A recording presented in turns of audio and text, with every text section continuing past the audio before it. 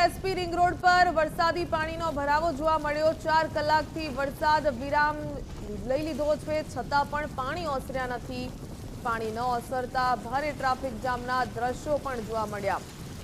અમદાવાદના Odhav SP ring રોડના આ દ્રશ્યો, વરસાદે તો વિરામ લીધો છે, છતાં પણ પાણી જે પ્રકારે રસ્તાઓ પર જોવા મળી રહ્યું છે, વરસાદી પાણી ઓસર્યા નથી। જો કે પાણી ન ઓસરતા અવર જવર કરતા વાહન ચાલકોને પણ મુશ્કેલીનો સામનો કરવો પડ્યો।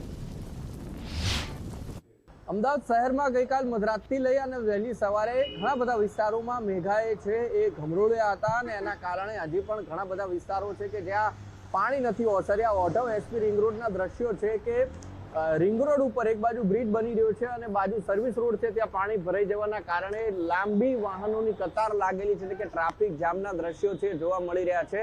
અને જ્યાં જોઈએ ત્યાં લગભગ 500 થી 700 મીટરનો આખો જે વિસ્તાર છે જે પાણીની અંદર ગરકાવ થયો છે।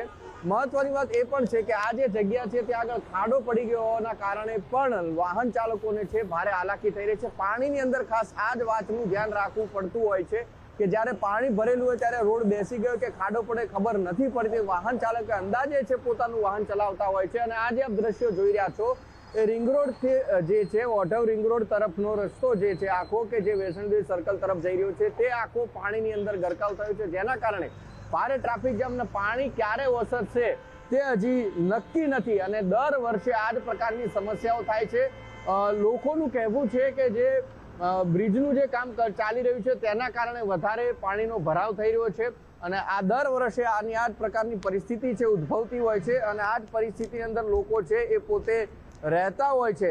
અને આ જ પરિસ્થિતિનો વારંવાર આ જ પરિસ્થિતિ ઉદ્ભવવાના કારણે સ્થાનિક લોકોમાં પણ ક્યાંક રોષ છે વ્યાપ્યો છે। મહત્વની વાત કે ગટરો ખોલવામાં આવી છે, તેમ છતાં પણ ગટરની અંદર પણ આ વરસાદી પાણી નથી જતું, જેના કારણે ભરાવો હજી યથાવત જોવા મળી રહ્યો છે। કેમેરા પર્સન અરવિંદ સાથે ઉમંગ રાવલ, ગુજરાત ફર્સ્ટ, અમદાવાદ।